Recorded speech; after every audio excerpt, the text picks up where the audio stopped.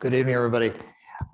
This is a fun topic because it actually gets into the nitty gritty of like, how do companies make money? How do you think about bringing the product, the invention, the technology, the idea, the service that you're ultimately thinking about building? How do you ultimately get it to a point where you're able to generate revenue and ultimately returns for your investors?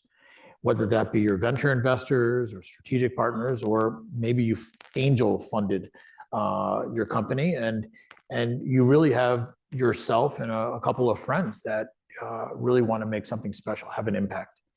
So I'm going to talk a little bit about business models. Just my background real quick was whole first part of my career was on the operating side of companies. So sales, marketing, partnerships. First time I became CEO was a long time ago when Joe and I actually met. Was an MIT spinout. It was actually a company that had won the MIT business plan competition.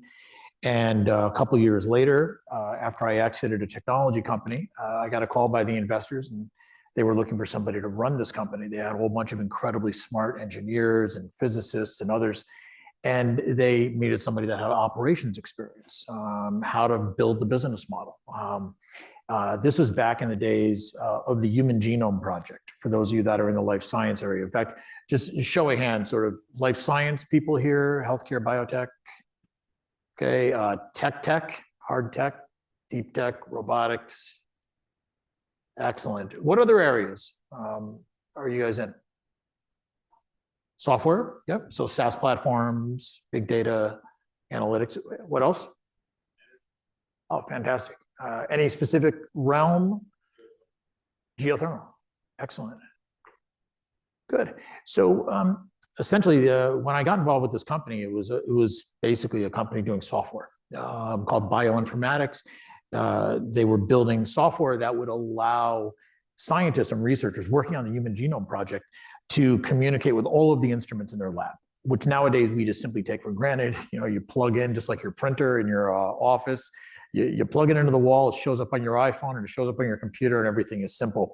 But back then, when somebody's sitting here across the street or diagonally down the street from us at the Whitehead Institute or the Broad Institute were doing research, everything in their lab essentially was autonomous.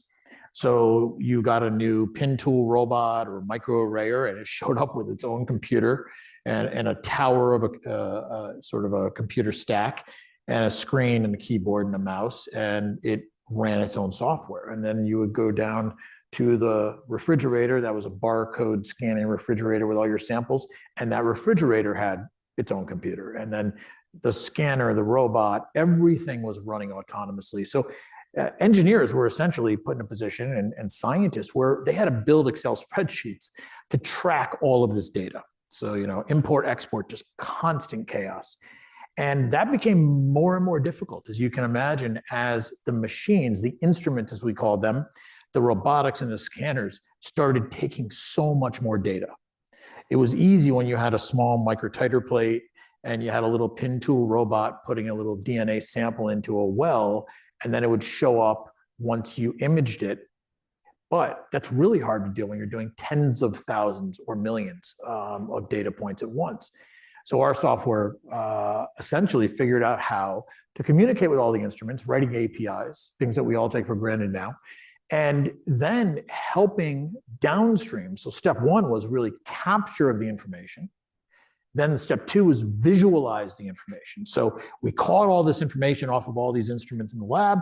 We then can visualize it. We can see it. We can decide whether this gene's overexpressing or underexpressing. And then downstream was the data mining. How do we create value from the information?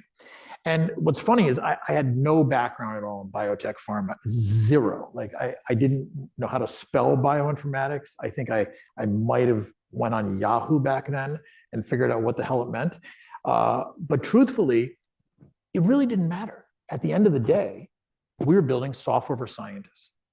And what mattered was, were we creating value out of this invention?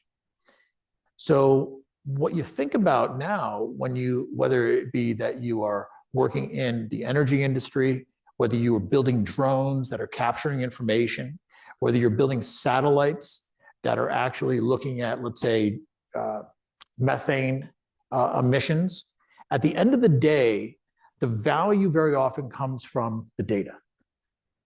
And that is the magic of it all. And that's been the case truly in a magnificent way over the past 20 years and growing more and more so.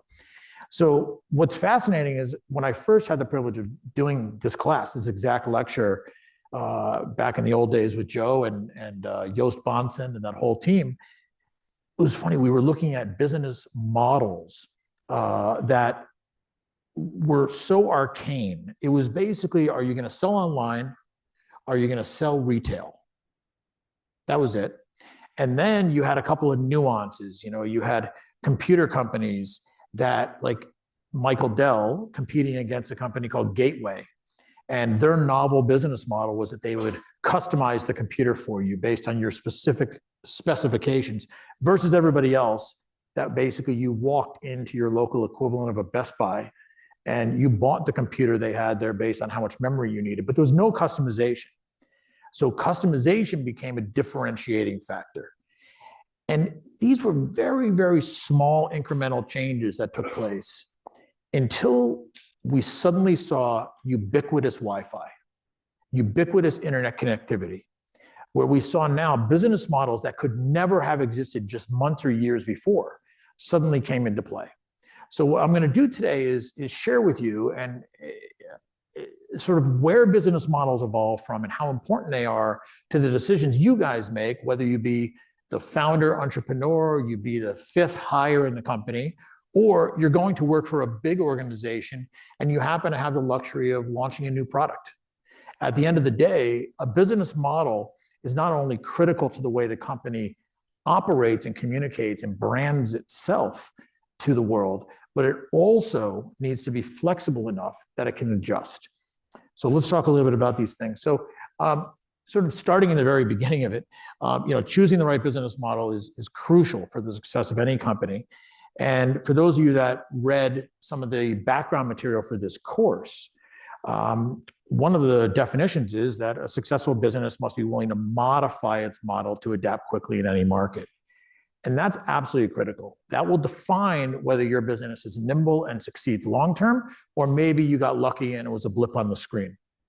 As a matter of fact, from that same book, if you guys, I don't know how many of you looked at it, but it was part of the reading of this course, was the Business Model Generation book.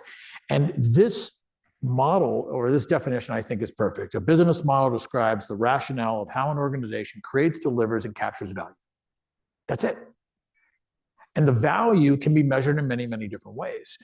Hopefully it's measured on the consumer side, the customer side, the corporate side, whoever you're ultimately selling to, whether it's a SaaS platform and you're selling enterprise-wide solutions to the financial service industry, or you're delivering a product to an end user, a consumer. So it's a B2B versus a B2C type of a model.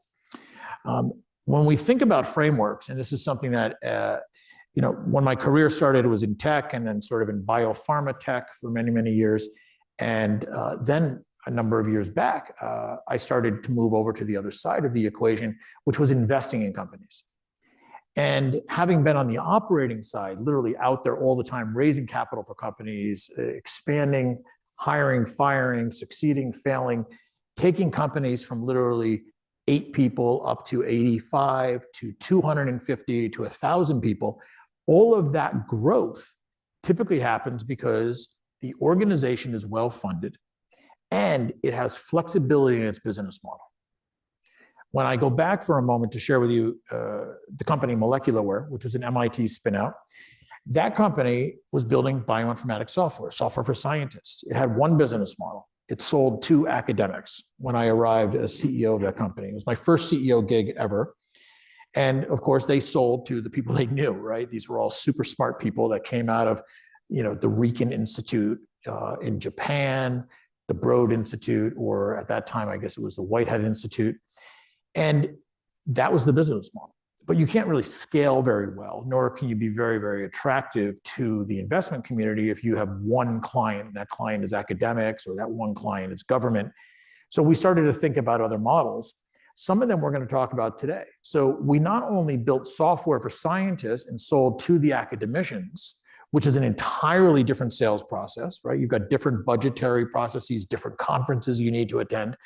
But then we developed a series of other sales mechanisms. One of the first and most successful was because we had relationships with the Riken Institute in Japan. We decided that we needed to do more in Asia. And certainly building a sales force in Asia was out of the question for a little Kendall Square company with 15 people.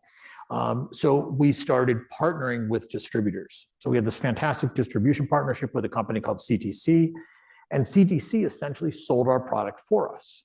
So that became part of our business model. So we had direct to academicians, which was great because it was like the name branding, right? Like Harvard bought our software, or Lawrence Berkeley National Lab bought our software.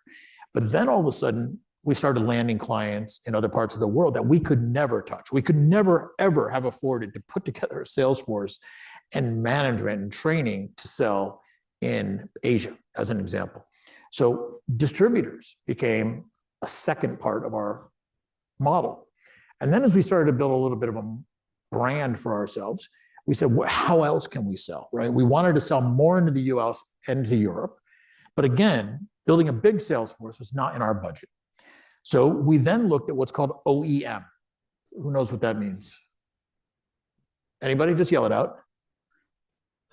Original equipment manufacturers. So we realized, wait a minute, our software, we wrote APIs to all these cool instruments: Cartesian robots, biorobotics, Packard Bioscience, Axon scanners, applied precision scanners. Some of those people have really shitty software, and they've got good instruments.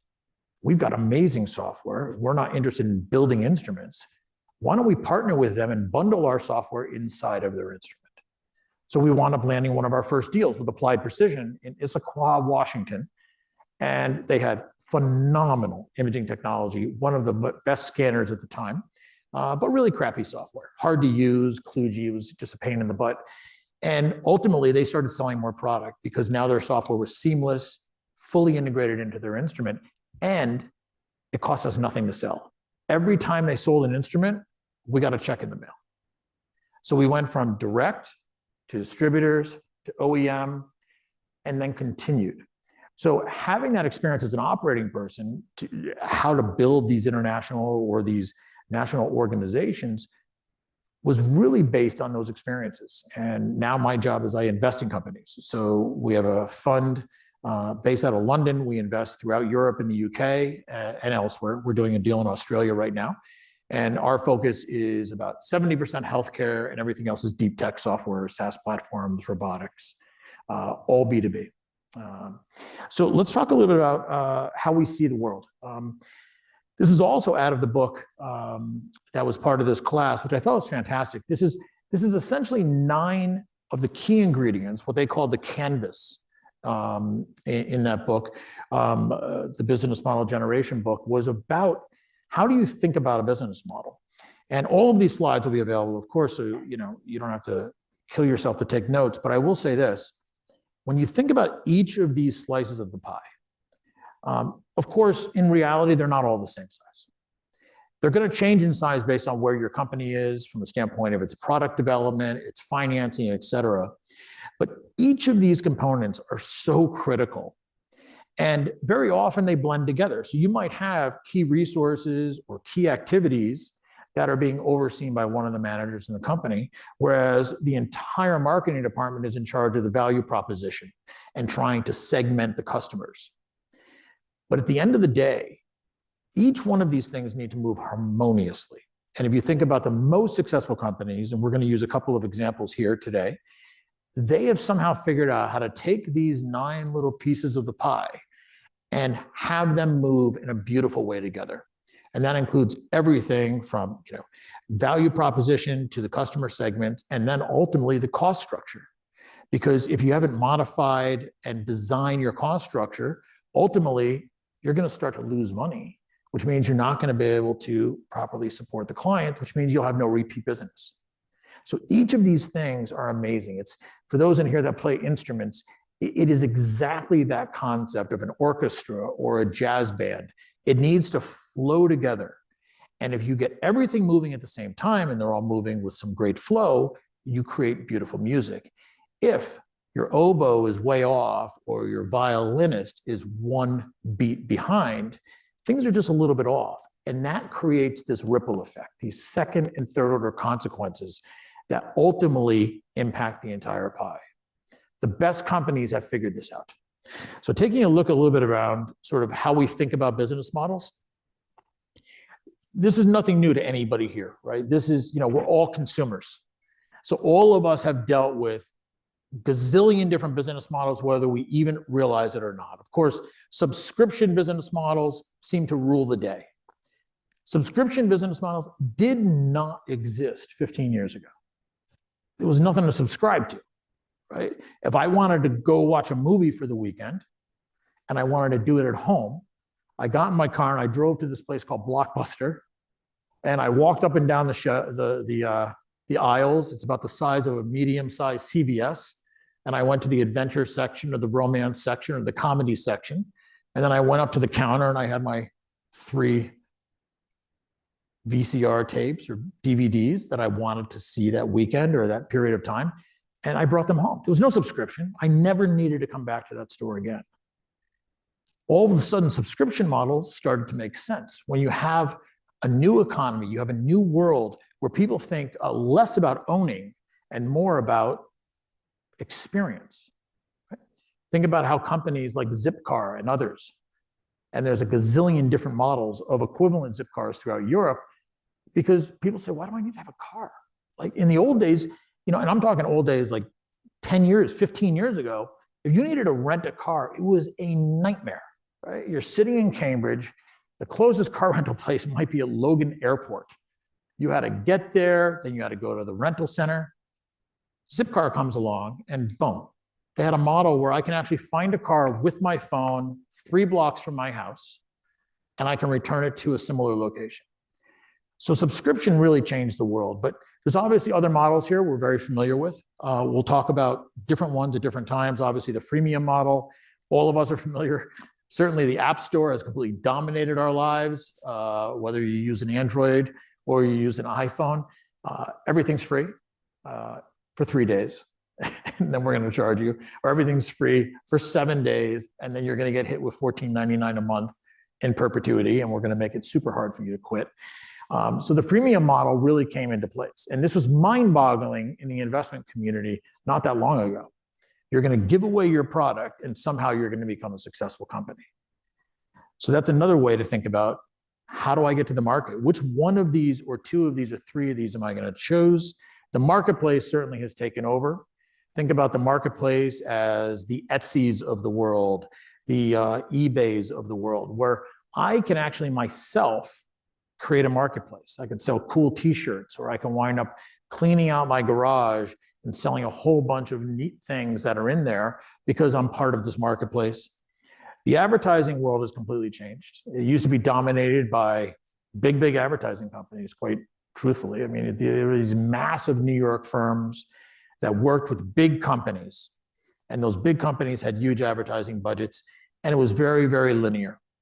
You bought TV time, you bought ad time in a magazine, so you're sitting there at the salon flipping through People magazine, and a commercial, or I should say a page, shows up and it's promoting some new product. That was advertising. Advertising now has completely transformed the way we live. You're completely unaware how often we're impacted by advertising. And certainly, as I mentioned earlier, when I gave you the examples of one of my earliest companies, direct sales, OEM, and resellers. Truly foundational ways. They've existed forever, but they are still some of the most important ways to think about getting your product to the market. If you are building a product, whether it be a software platform or it be a technology instrument, or it winds up being a widget that actually helps people that are photographers work better, you have to think about, how am I going to get to this into the most amount of hands as possible? And the OEM reseller and essentially the direct sales market is still the way to do it. Think about in the area of pharmaceutical biotech. They still have direct sales forces because doctors are busy. They don't have time to watch advertising. They're certainly not signing up to any freemium. They can only attend so many conferences. So you need to physically be there to actually educate them. So think about each of these. In fact, everybody here using a laptop is probably most familiar with the OEM model. Every one of our laptops, you open it up and, if you're using a PC, it has a little sticker on it. Usually it says Intel inside. I mean, that's ingenious. I've never seen an Intel store in my entire life. They could care less about who I am. They're not selling direct to consumer, right? They don't care about B2C. They don't even care about B2B. They care about B to M, business to manufacturer. So they say, I'm not going to sell to Johnson & Johnson, or I'm not going to sell to Gillette or Fidelity and try to get them to buy a bunch of Intel stuff for their computers. I'm going to sell to Dell. I'm going to sell to ThinkPad. I'm going to sell to the manufacturer. They're going to do all the work for me. So the magic that we actually have in the world of technology is that we have so many options, which is fantastic. So think about different business model examples that just touch you every day, whether it be new clothing you buy, your Apple Watch or your iPhone, a laptop that you purchased, or some sort of a service that you recently picked up because you read something great about it on your phone. So let's talk about different industries and sub-industries, because there's lots of ways to think about business models. So the first two examples I'm going to give you are really known to you, of course, and then we're going to talk about industry specifics. So the number one example I think all of us know is Netflix. So for those of you that remember, anybody here remember Blockbuster? I find every year, Joe, the number of hands goes down. I'm getting really old, but this class stays about the same age. So the number of hands keeps going down. But Blockbuster was absolutely amazing. They owned the world when it came to video. And even when things went to DVD, they still had all of that physical real estate. And then the guys at Netflix came along. In fact, there was a slide I used to use in this presentation, and it was actually a billboard that was on Route 101 outside of San Francisco. And it said, "Follow your dreams. We used to mail DVDs." Netflix. And that's what they did. The guys at Netflix figured out, geez, the idea of owning 500 or 1,000 shops in strip malls around the United States, manning them with human beings, worrying about security, inventory, shipping, receiving, returns. Oh my God, that's exhausting. Why don't we just put a bunch of warehouses around the United States, load it up with DVDs, and when people want a movie, we just mail it to them. And if they keep it for a day, so what? If they keep it for 10 days, we don't really care. We'll literally print another movie. So that transformed the entire way that all of us thought about movie rental back then. Now, keep in mind, it was a sign of the times. There was no bandwidth. Like, if you wanted to download a movie, when Netflix first came out and started shipping DVDs in an envelope, if you wanted to download a normal feature-length film, it could take 6-7 hours to download. It would take 2 to 3 times the length of the movie to download it to your computer. It would eat up all of your memory, and then you would watch it, and then you would delete it, and then you would do it again. So they realized this download stuff is just not for us.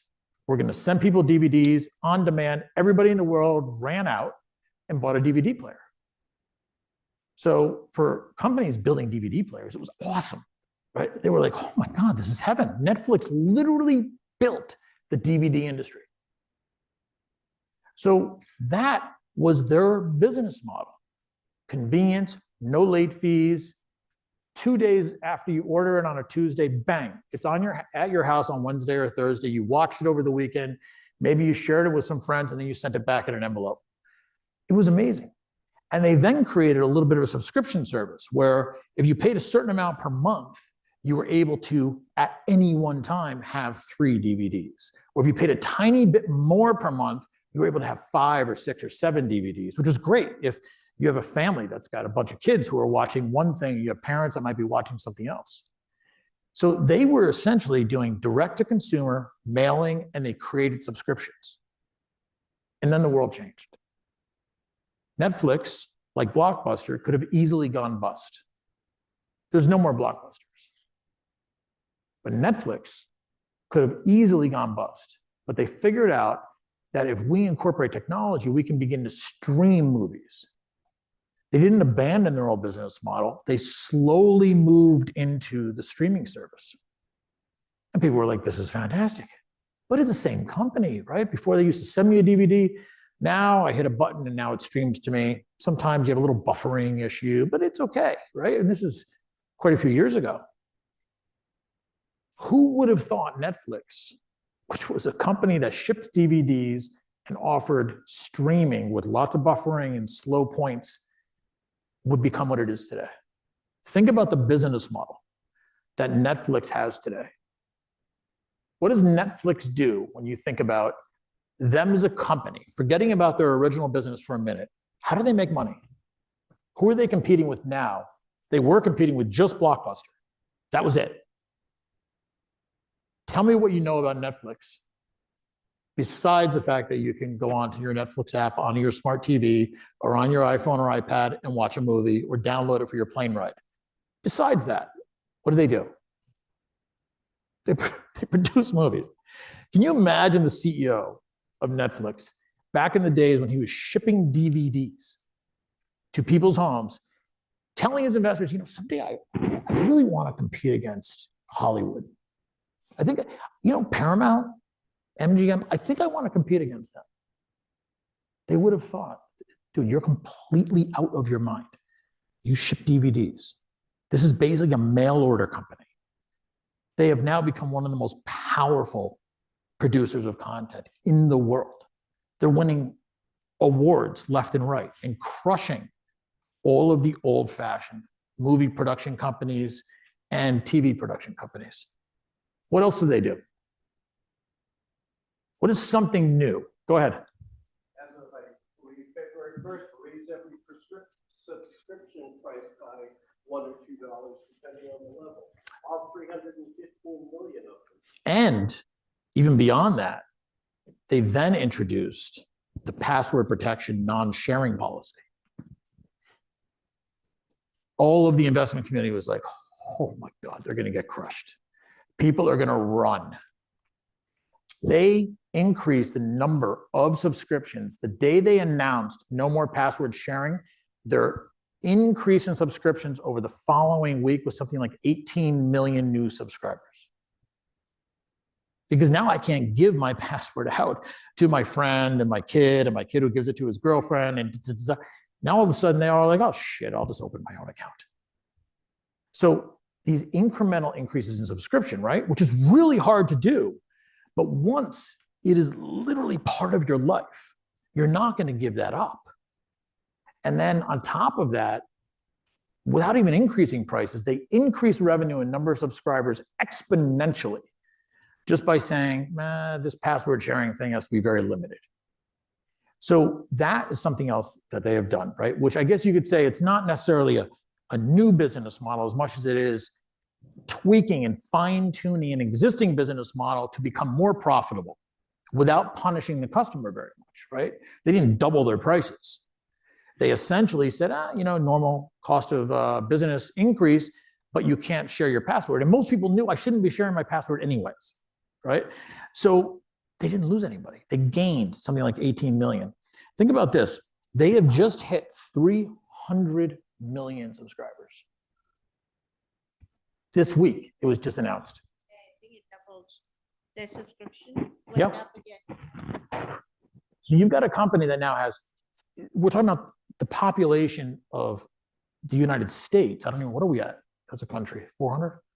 Like that? 300 million people are subscribers and pay every single month whether they watch a movie or not. I mean, how awesome is that? And on top of that, they now have a market capitalization of $400 billion. Do you realize it's kind of nuts? That's bigger than the GDP of most countries. Look up the GDP of Greece, Italy. Look up the GDP of Ireland. They have valuations that compete with the GDP of big countries. Google is probably the greatest example. They're actually the one that I often think of from the standpoint of competing against GDP, against market cap. It's mind-boggling when you think about it. But something else that they've done, because they keep changing their model, right? They got into producing TV shows. They then got into producing or movies, then TV shows. They now have some of the world's best actors, actresses chasing them. Can I get in your next show? Years ago, like no actor wanted to be in a TV show. Like if you went from commercials to TV to movies, you never went back. I'm not doing a series. It has to a point now where you've got people like Nicole Kidman, top actors and actresses saying, are you guys doing a series? I would love to do a series. How cool is that? I get to do 20 seasons, 5 seasons, 50 episodes, whatever the number is. It's absolutely incredible the impact that they've had on the industry and on Hollywood. And they started off mailing DVDs. That was their business model. Something new that they've done, live events, never before. Something else?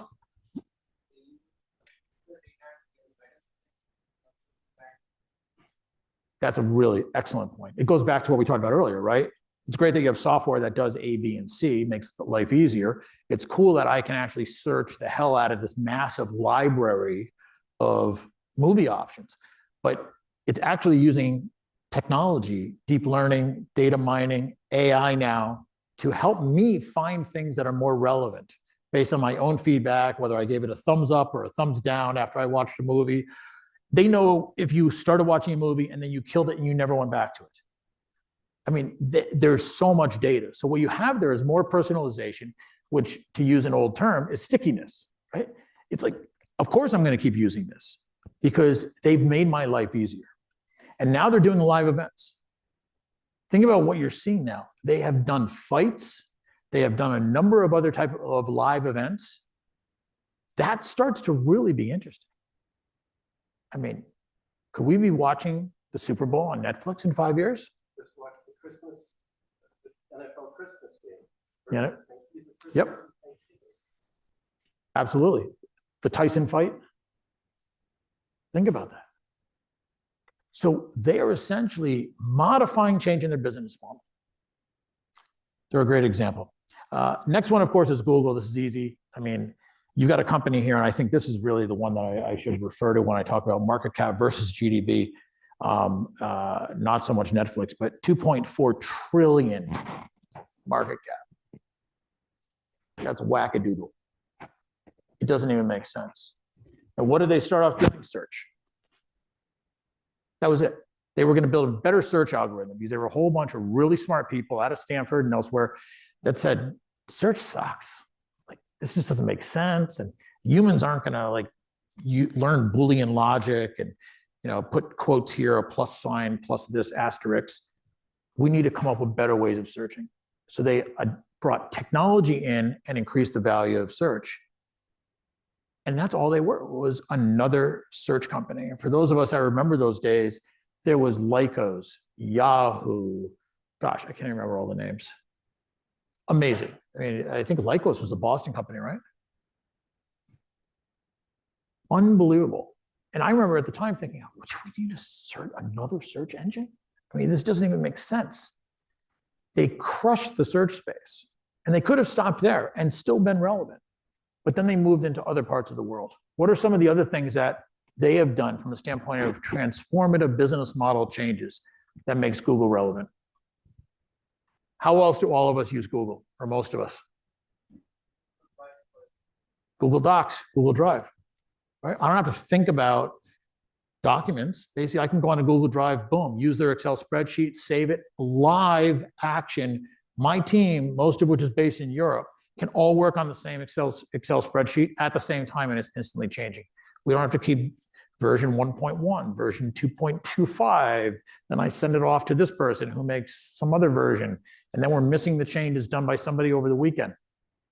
Absolutely incredible, right? So that became another subscription model, another way they demonstrated their prowess in technology.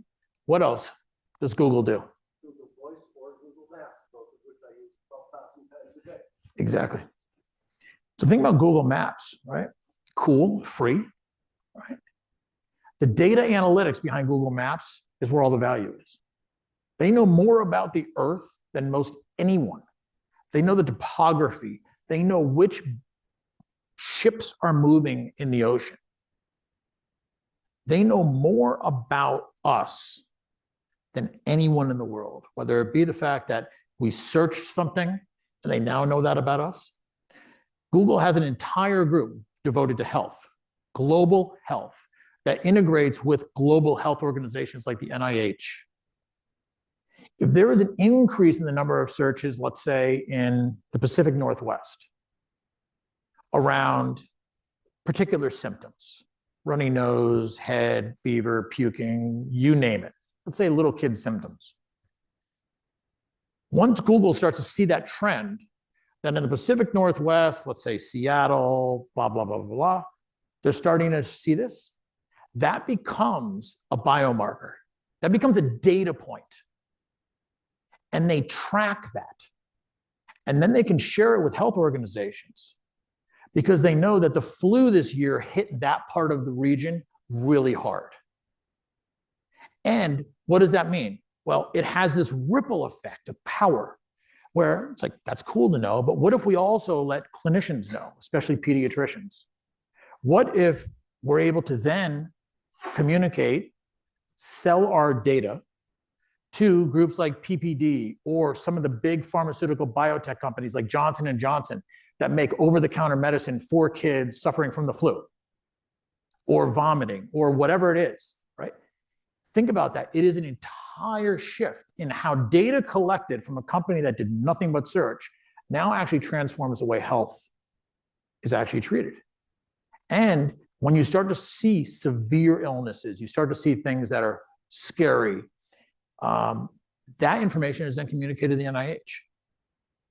So every year we make new flu vaccines. They've got a pretty good high probability of working because many of them, they're designed for multiple strains, but sometimes it just doesn't work so well. Once they're able to identify there's a new strain or a strain that is resistant to a vaccine given in that particular region, action can be taken. Think about that. It's absolutely mind-boggling. Think about the fact that they're able to use their satellites and Google Earth and other things to actually help predict weather. There are companies in the financial service sector. I spent 2 years myself at a big hedge fund in Connecticut. We looked at data from everywhere. I mean, I'm talking Google data. We looked at Palantir data, and we made bets, currency bets and other things based on the fact that we were able to collect data from, let's say, public and non-public sources around the world. If I'm able to see trends in a particular area, I'm able to actually make decisions.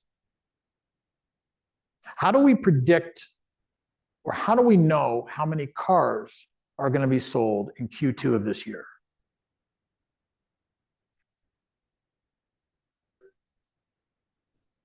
Perhaps registrations. If I ask you, how do we know how many cars were sold in Q4 of last year? How do we know? Because what? Yeah, but also financial reports, right? The CEO stood up at his annual meeting at the end of Q4 and said, we're very proud to announce that blah, blah, blah, blah, blah, blah, and this number of SUVs versus this and profitability. It's almost ancient data at that point. It's completely useless. You cannot buy a stock based on how many cars GM, Ford, Tesla sold last quarter. Trailing data is useless. What if I could use satellite information to actually see how many cars are being shipped out of Japan every single day of the year? Because I can tell you this, that if there's less ships leaving the port in Japan that happens to be producing all of these Japanese cars, as one example, or German cars, you name it, I can guarantee you that sales will be down next quarter. But nobody reports on this stuff, right? Because the car dealers know things are slowing down. Interest rates have gone up. Perhaps consumers are being more conservative because we have inflation. So they're keeping their car a couple of years longer. None of that shows up in the sales data today or yesterday. But if you're a car dealer like a Herb Chambers, and you're looking at your 15 dealerships and you're looking out of your lot and you're seeing umpteen cars sitting there, and you think to yourself, geez, in Q1 we would have sold this many, and in Q3 it went down, and in Q4 it went down a little bit. the hell does that mean? Well, they do not want Nissan to suddenly deliver them another 90 cars. So they call their Nissan rep and they say, yeah, we're going to cut it back to 40 this quarter. We'll push the old shit we have on the lot. But nobody in Wall Street knows that shit until the end of the quarter when the CEO comes out and says, we sold less cars. Can you imagine you're able to use satellite technology to actually track the number of ships carrying cars and actually predict the future? But that's a business model. That's the kind of stuff that data is able to do. So when you think about your company, think about your business model, your first business model might be simple. You're shipping DVDs. You're selling this widget to companies that do presentations. You're selling this software to a logistics company, and that logistics company is going to increase productivity by 15%. But be prepared, because your business model needs to change. You need to become more valuable to your client, more sticky, and more relevant all of the time. So I'll stop there with those two examples, and then just let's talk about a few other industries. Real quick, stop for questions, feedback, comments, anything really crazy I said that doesn't make sense? All right, let's keep moving. Let's talk about a couple of industries. And this goes again back to our original pie chart that came out of this great book that's part of this class, which is, you've got these 9 different things that you have to think about, and every industry itself is different. If you're in pharmaceutical, that's a hell of a lot different than the diagnostics industry. And if you're in the diagnostic space, it's a heck of a lot different than the medtech space, right? Like the medtech people are basically selling medical technologies. It might be hips, it might be knees, it might be an instrument sitting on a desk. The diagnostic people are actually selling tests. The pharmaceutical people, whether they're biotech or pharma, if they're really core biotech, they're building stuff and they don't sell anything. And then they're hoping that stuff at phase 2 or phase 3 gets acquired by pharma, and then pharma pushes it out to their massive sales teams. So each of those within the life science sector all have a different business model. So one example I wanted to give is sort of medtech, because being at MIT, I spoke to one of the panelists that was up here earlier, who's doing a company that is a brand new company that's going to be spinning out of one of the labs here, Bob Langer's lab. And when you think about that new technology, like right now, we're just trying to make proof of concept. But when it gets out into the market, how do you ultimately sell it is really critical. Because in fields like medtech, healthcare, life sciences, you not only need to have the greatest whiz-bang stuff, but you need to think about adoption. You need to think about, how do I get the most influential prescribers, doctors, clinicians, surgeons, pediatricians, oncologists to do this and look at it and then tell their friends at the next conference they speak at that there's a new surgical instrument that they're using. So in this world of medtech, as an example, and some of you all raised your hands earlier that you're in that field of life sciences, you have a problem that most other industries don't have. Right? You need to be able to first make things work, make sure that it's both efficacious and safe, right? It works, but it doesn't kill anybody. It's probably a good combination. But even though you have a great product that works and it didn't kill anybody, nobody might write a prescription for it. No doctor may ever even use it. And depending what kind of doctors you're dealing with, holy shit, then your business model is even more challenged. Because if you're dealing with surgeons, they're pretty cutting edge. They love the newest gadgets. If you're dealing with psychiatrists, probably not so quick to adopt new technology. They're still using DSM-5 to actually predict what the particular disorder is or disease that their patient has. And then they're prescribing very often off-label drugs or drugs that are off patent. So you have different types of users. Those are the people you're selling to. So you have to think about that. And in the medtech world, your business model is absolutely critical, because not only do you have to make something that doesn't kill people or makes their life better and really works, but you also have to figure out, how on earth am I going to be able to pay for this?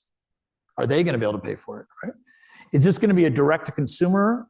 All of us open up our phone and we get advertisements for this gut microbiome test, and we get advertisement for something else, know your ancestry, and you'll be able to better, manage your future health. Or if you're a person suffering with cardiovascular issues, you may see something on a commercial. But at the end of the day, if your doctor doesn't write a prescription for that new medication, it just doesn't sell. So when you think about your business model, it's really important to think about who are the constituents I need to convince, right? It's not as easy as selling cool t-shirts on eBay or Amazon, where I'm just hoping it's cool enough that people will buy it. And if it doesn't, I don't really have a lot of overhead. It is a complex industry. It's like selling SaaS platforms to the automotive industry. Right? The automotive industry doesn't move very fast. It doesn't change very quickly. And because it's very big and powerful, it probably is hard to get an automotive company to put new technology into its system, because everything's working just the way it is. Yeah, we can make it a little more efficient, but we kind of like our procurement process the way it is. If you want to sell into that industry, you need to think about who are the constituents I'm selling to, versus, let's say, an industry that is right at the cutting edge, right? Software companies that are looking to tweak the finest little bit of value out of how their disparate teams communicate. They're going to download that app. They're going to try it out. They're going to do things at a speed and a pace that you wouldn't normally expect. The challenge is that there might be high switching costs, right? So you've got a challenge there, right? Like all of us today, we could sign up for an AT&T contract today and get our discounted iPhone and so forth. And then a year from now, we decide we're going to go to T-Mobile. Maybe we have to pay a fee. No stress. Keep your number, go to T-Mobile. Right? So that's high switching cost for the company, low switching cost for us. And if I'm the one buying stuff, I like low switching costs. If I join, this fancy Equinox Fitness Center, and I'm not locked into a 2-year contract, and I can quickly move over to something else and go to LA Fitness, that's low switching costs for me. I like that. But for them, it sucks, right? Because they might have tremendous turnover. So you have to think about that as well. Who am I selling to? What is the differentiation? And how do I get them to keep coming back forever? Because if for me to be competitive in my industry, I have to have no contract, right? Think about some of these new mobile phone companies out there. Who can think about what are a couple of the names you hear that are some of these newfangled phone companies out there, one of which is represented by a very famous actor, Mint Mobile. And there's a few others, Consumer Cellular. Think about it. Does anybody here know who Mint Mobile uses for their entire network? T-Mobile. Why would that be? You think to yourself, holy shit, Mint Mobile is using the T-Mobile network. Why would they do that?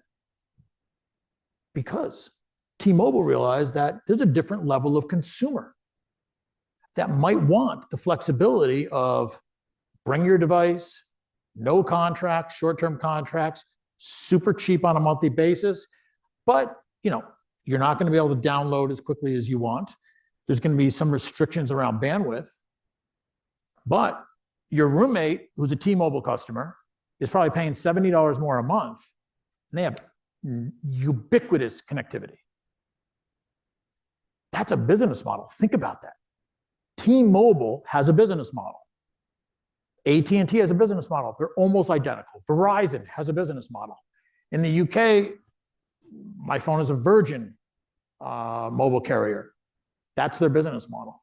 But T-Mobile said, there's an entire part of the market that we cannot even touch, because the way we operate in the big stores is 1-year contracts, fancy phones, lock your ass in, and we're going to charge you a fortune.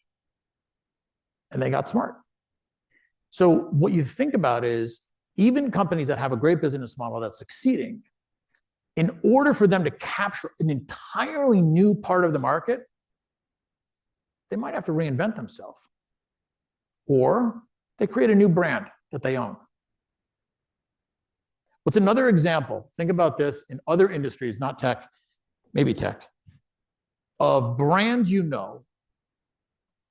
that were known for one thing perhaps, and now they've got multiple brands under the same umbrella to serve different consumers. What's an example? How about in the automotive industry? Who is it?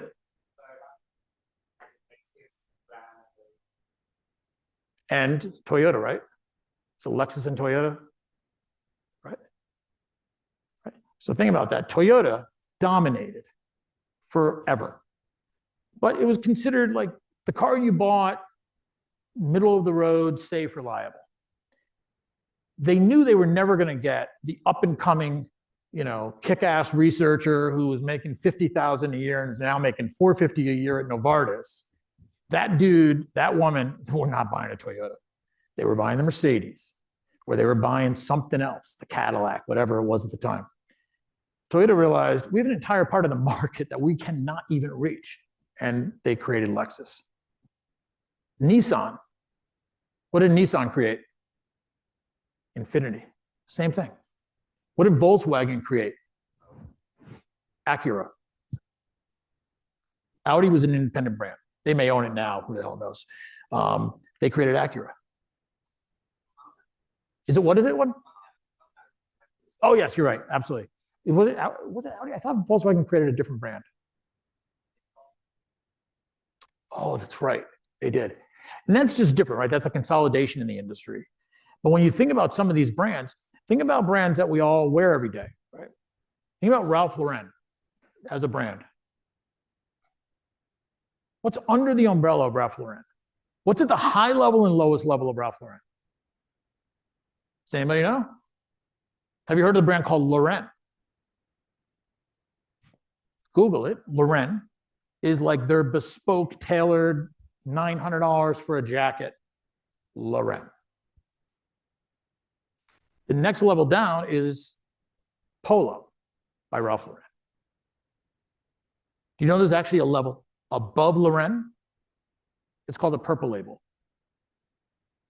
It is made to order couture level under Ralph Lauren. You know where it is all the way at the bottom? Polo Sport, which is still a great product. But if you're just looking for a cheap sweatshirt or a zip up, Polo Sport works great. And it's part of the Ralph Lauren brand. If you're at the next level, you're buying, the cute little horse on your shirt, the $95, $110 zip up sweater with the horse, Polo by Ralph Lauren. And you could buy a really nice jacket for $200. The next level, Lauren. The next level, Purple. Think about that. They own your entire life. You became loyal to the brand when you were 17 years old and all you could afford was Polo Sport. And you thought it was so cool. And now you're at the next level and you're still loyal to the brand. That's the beauty of companies that think about business model every single day and what is the market segment that we can capture next. So let's move along a little bit. Digital commerce is always changing. I'm going to blast through these because this stuff you guys know. But when I think about digital commerce, because it's changed so much, not only because bandwidth has increased, but now with the sort of intervention of AI, which we'll talk about, you've got all of these new models that were created. Think about Uber, really owns no cars. Airbnb doesn't own any hotel rooms, but they have more rooms controlled than like the top 3 hotel companies in the world combined. That sharing economy suddenly became very, very valuable. The personalized economy is pretty incredible too. I've got a subscription to this, and consumers say, you know what, surprise me, I'll try that out. I'll take a shot because I already subscribe to this particular brand. I'll try it. Think about companies like Rent the Runway. I'll try it. I'll pay my subscription. I get this beautiful dress or 5 of them in the, sent to me. I'll try it. If I don't like it, I just send it back. It's not the sharing economy, right? But it is this personalized economy. They know my style. I get it sent to me. Entirely different models, but they work so well. Certainly the replenishment economy is actually taking off more and more. And these are driven by the smart sensors in all of our lives. These are the things that when you sign up for your Amazon account and you do an Amazon subscription, think about that. That's a replenish economy, right? I know that every 30 days, I need another box of Cascade for my dishwasher, or I need another, something or other that will be delivered to me automatically. I don't have to think about it anymore. Refrigerators are now using RFID and all sorts of other tags where you're going to be able to barcode scan the things that are in your refrigerator. And when you're out, it just goes onto your shopping list. It's the replenish economy. That's an entirely cool business model versus the I run out of shit and go to the supermarket economy, right? Which is pretty much how I live still. I make a little list. Oh, shit, I'm out of those things again. I put it on the list, and then at the end of the week or month, I might go over to the supermarket and buy it. I'd much prefer it show up to my house. So think about those little tweaks in business models really work. And certainly the do-it-for-me service economy has exploded. Everything from, my shirts get dirty, I put them in a bag, I hang it outside my door, there's a little guy in a van shows up, boom, takes him twice a week and brings other stuff back. But that has now accelerated into a lot of other industries where people are basically getting services that only the rich could afford 50 or 20 or 30 years ago. And now anybody can do it. Think about home cleaning services. When I was young, no one had a maid unless they were really, really rich. They had a cleaning person. Then all of a sudden it became more and more common. And now every time I open up my phone, there's a new ad for some service, whether it be handyman or it be cleaning people. I can get my car waxed and detailed in my driveway. So think about whatever you guys are building. How am I going to get to my consumer? Who do I have to convince? How do I scale? How do I change as times change? The hospitality industry, I think, is one of the most fun. For a gazillion years, we've all basically just used travel agents. So we would go online and we'd book our trip. We'd go and search, what are the flights? What is this? What is that? Before you know, we pull together our trip. Nowadays, what you're seeing is these incredible technologies allowing us, you can use ChatGPT and say, act as a travel agent, design me a 6-day trip in Rome. I'm very interested in museums. I'm interested in science. I'm interested in academia. I am not interested in any family events. And I want it to be within this particular area. Boom, we have that in front of us. So the travel industry has been transformed by technology. And now we're talking about things like co-robots in the future, renewable tourism events. What you also have is space tourism, things that we never dreamed of before. There's a company that I'm involved with that's in Spain that is literally builds these massive, bigger than this room, like giant monster helium balloons. And they have this capsule and it goes to whatever orbit it particularly goes to. You can see the entire curvature of the Earth. Who would have thought that would be a business model? But you have companies that are creating new technologies and new business models and becoming very, very successful because of the changes in that industry. And AI will change everything. So I'm going to close with a few comments on this. When you think about AI, which I think is touching all of our lives, whether you're in med tech, you're in energy, think about this entire value chain, right? Most of us, including myself, when I think about AI, I think about like NVIDIA, they're on the back end somewhere, and I'm using ChatGPT, or I'm using someone else's GPT. But when you're thinking about your company, where do you fit? If you're an AI company, or you're just a company using AI to reach new markets, where do you fit? I mean, the data center infrastructure is a phenomenal area right now.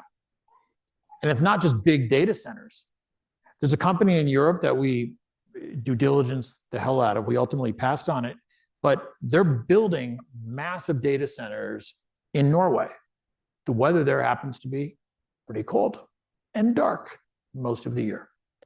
A fantastic place to put a massive 5 football field size data center. Lots of land, very cool air, low cost from the standpoint of air conditioning. So think about like, hey, data centers, that's a business, but that's not a business model. Data centers in Norway using renewable energies with funding from the government. Now we're starting to talk about a business model. And a contract with NVIDIA that gives us these particular computers that are able to actually process. So think about where you want to be. Most people are actually at the app side. That's certainly where I think, right? As a consumer, what app can I use that's going to be powered by this infrastructure? So OpenAI, we're all familiar with, and Anthropic and Azure, and then you've got the cloud companies like AWS, all of which are the data center side, and then you've got all of the apps. In fact, when you even go to the next level, if you take a look at AI tools and revenues, what you ultimately see is that here's just a snapshot, right? ChatGPT on the left, all the way to Pictory, Leonardo.ai. I use this thing called Otter. Anybody ever hear of Otter? Isn't that the coolest thing? I'm telling you. I'm actually able to sit in meetings, and I'm in a lot of Zoom meetings, and actually pay attention. Whereas before, I was like listening, writing. I was trying to be like my own scribe, or I'd have someone from my office would dial in the meeting, and that was their job. Now, Otter AI just joins the meeting. That's it, sits in the background. And it transcribes every single word that's being said in the meeting. And as soon as the voice of the person changes, it changes to speaker 2, speaker 4, speaker 2, speaker 7. It's absolutely incredible. And then it uses AI. So it's not just a transcript, right? Like a transcript has limited value. I don't really want to read an hour-long meeting transcript. It then uses AI and it creates a summary for me. And then it creates an action item for me. So it can hypothesize from the meeting what actions were to be taken. PowerPoint presentation to be sent, Excel spreadsheet to be reviewed, follow-up email related to meeting in June. It's absolutely incredible. So on the app side, the opportunities are incredible. And being able to use and leverage AI is going to change your life. So let me end with this sort of pitfalls. Don't overcomplicate things. Make sure that you really understand the market dynamics. I probably gave a lot of examples, whether it be medtech or others, and really be flexible. The companies that survive are the ones that see the future and they really think about changing. So you have to be adaptable. And thank you very much for listening.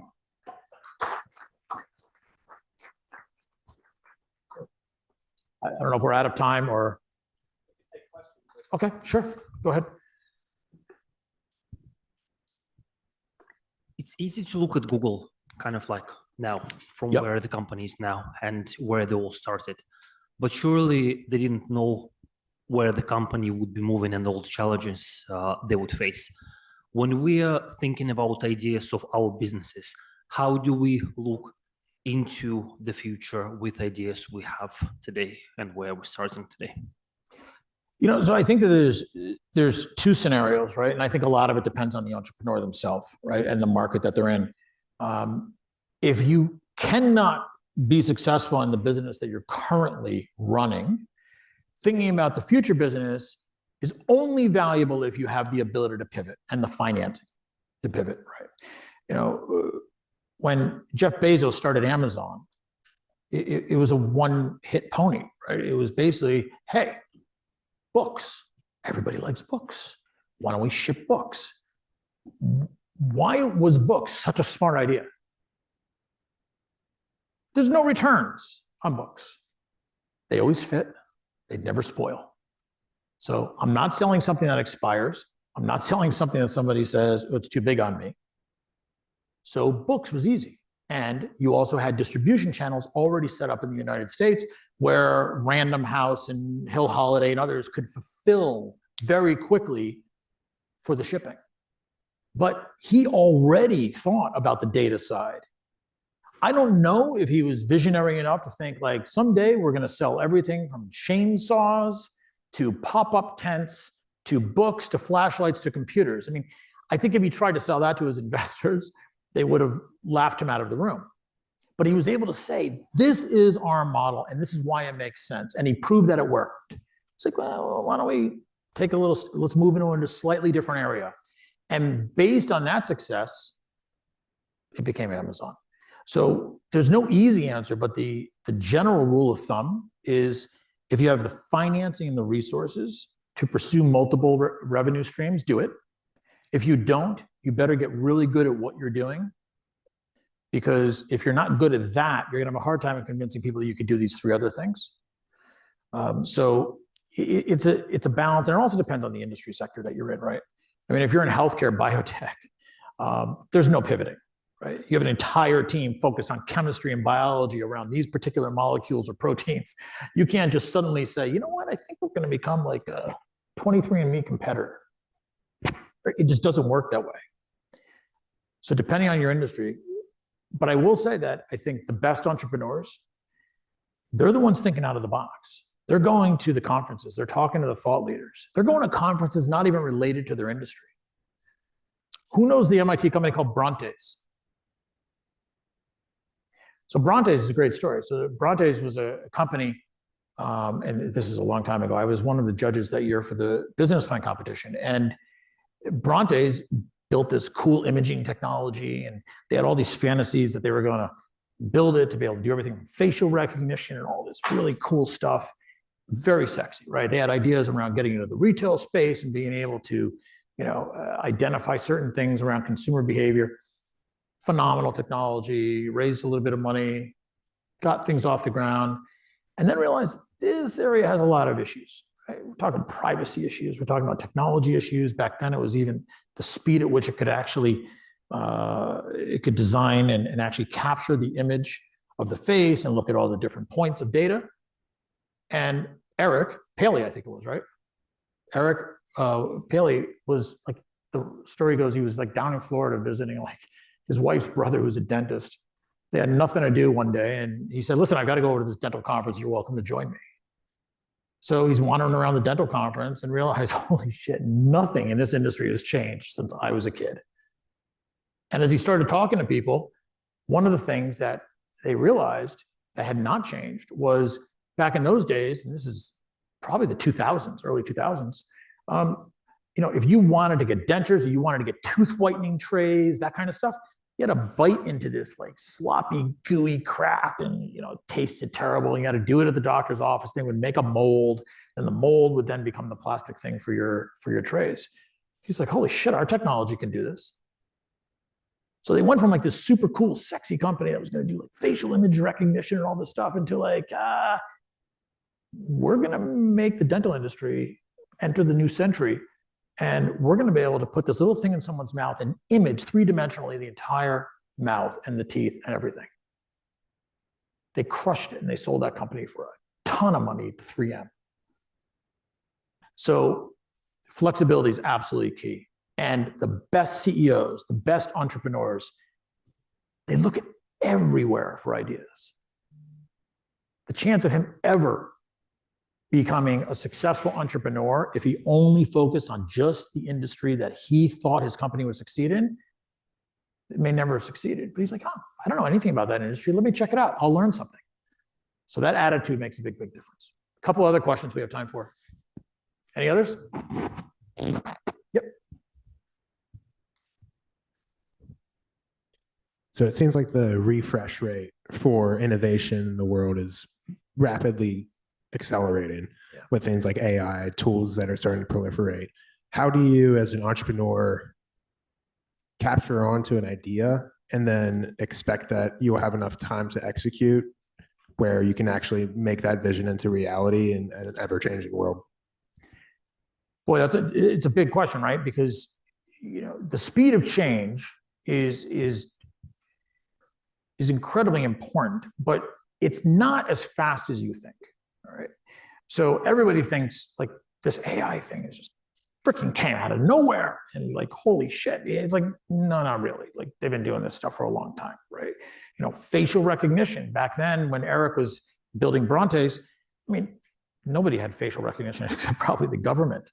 And now you post a photo on Instagram or Facebook and the little dots show up around the person's face and it tells you, oh, that's Abby who's in your contacts. Do you want to tag her, right? So these things feel like they come out overnight, but for the entrepreneurs that are actually just following the trends, I think they have a beautiful, elegant way of balancing. Like, I think the industry is going this way, but I've got to make what I'm doing now successful. And if you want to raise outside capital, that becomes even more important, right? Because if not, you're literally like a puppy just chasing their tail.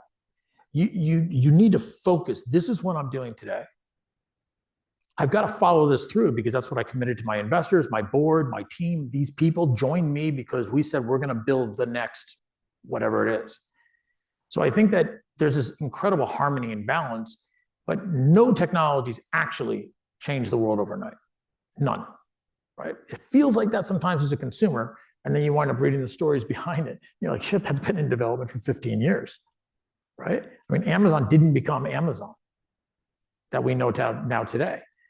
You look at the story, and literally it was a company selling books using a very slow internet speed to do, right? So I think that having that ability to balance the two is absolutely critical.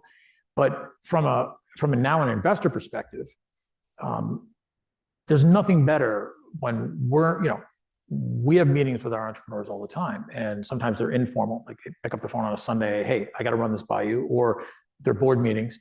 But it's so cool when you've got a team or an entrepreneur or a member of the team that is like, okay, good. So we covered the basic shit, like, the product's being built on time and we're within budget. Can I tell you one of the areas I see changing in this market? I mean, that's the stuff that we love, right? They're not distracted enough to screw up their business, but it shows this level of awareness, right? I saw this in the medtech industry, right? There were people like Aya Khalil, who's founder of a very successful company here in Boston called Atia, used to be called GNS Healthcare. She was talking about AI in healthcare when no one knew about it, no one cared about it, no one even thought about it. But she was exclusively focused on building the success of her business, but she was listening to everything that was happening in that field. And now she's like running AI for Merck.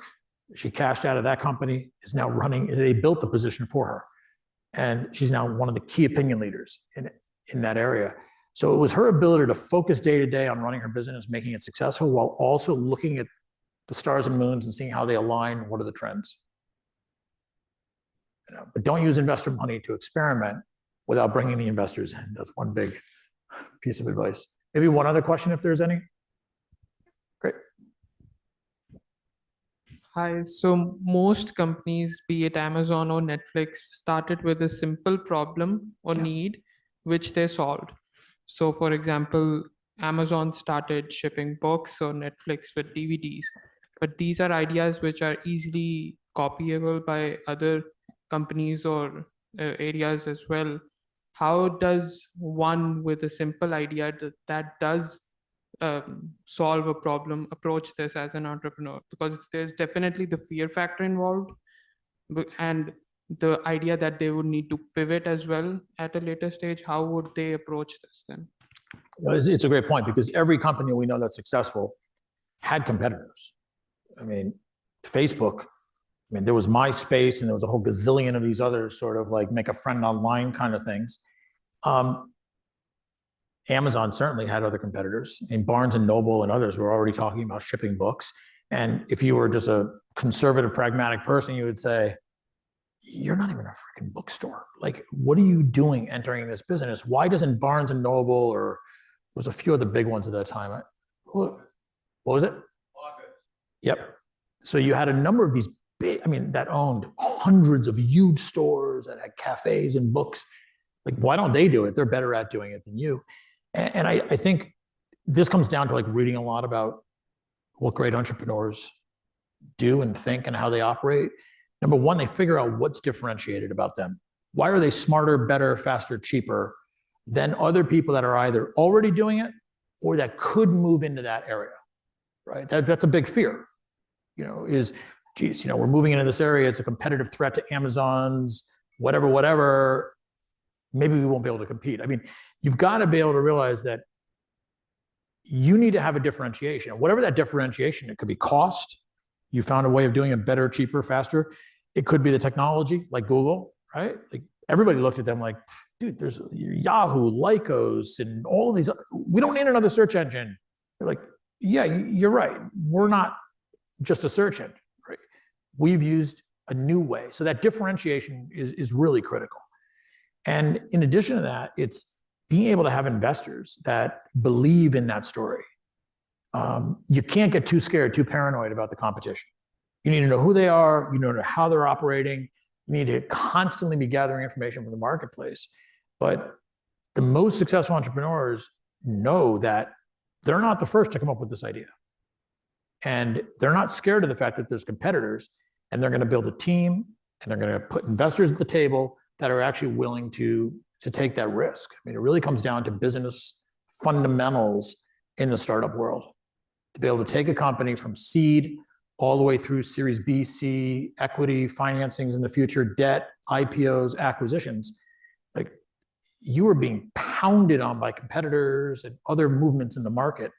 So you better have something that differentiates you and also have a vision and a story that excites the hell out of your team so they don't leave. Thank you.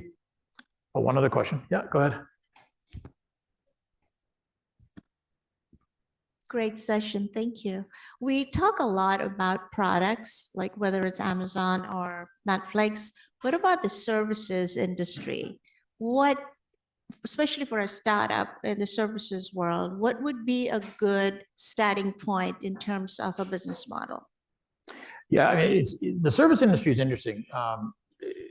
Depending on what kind of services you're dealing with, right? I mean, some are very, very heavy lifting sort of consumer services, cleaning companies, those type of things.